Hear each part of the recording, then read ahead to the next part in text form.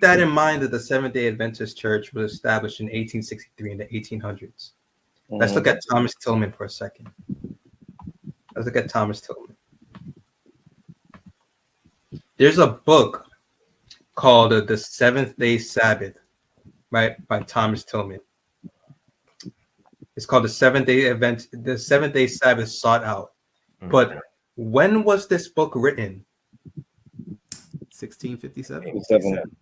It was written 200 years before the Seventh-Day Adventist Church became a denomination. Come on.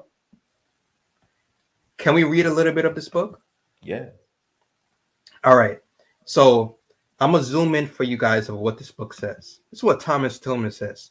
He says in 1657, mind you, he says, the first royal law ever Jehovah instituted and for our example celebrated, namely his blessed what?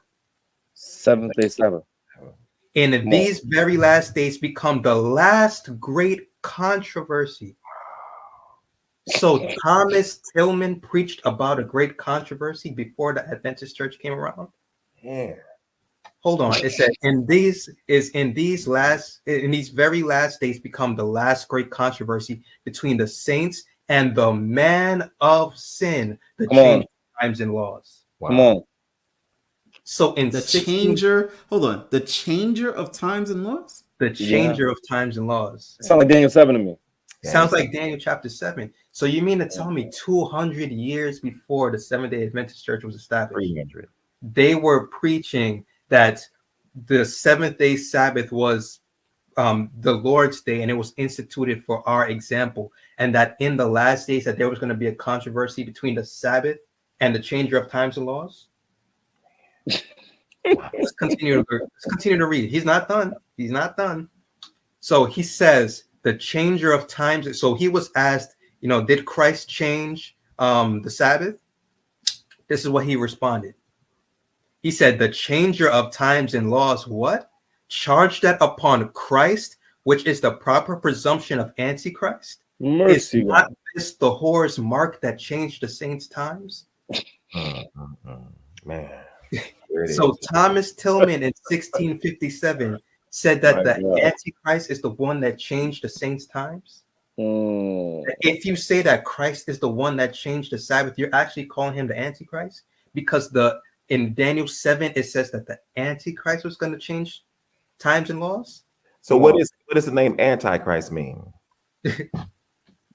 It's In the Antichrist. place of Christ. In the place of Christ, actually. So Sunday is the anti-Christian Sabbath because it's the day that was put in the place of the Bible of the Christian Sabbath. Saturday, Sunday is anti-Christian.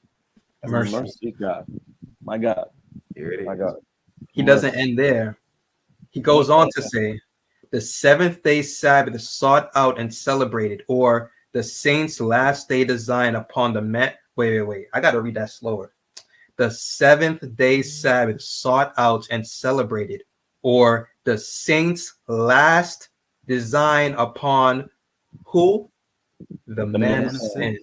With their advance of God's first institution to its primitive perfection, with the Christians' glorious conquest over the mark of the beast, the recovery of the long-slighted seventh day to its ancient glory, wherein Mr. Aspinwall may receive full answer to his late peace against the Sabbath. And if you guys want to know more, here's the link to the book right here, 1657, and they were preaching that the mark of the beast was Sunday worship, and that in the last days, the last great controversy was going to be between the Sabbath, keeping the Sabbath day, and the man of sin.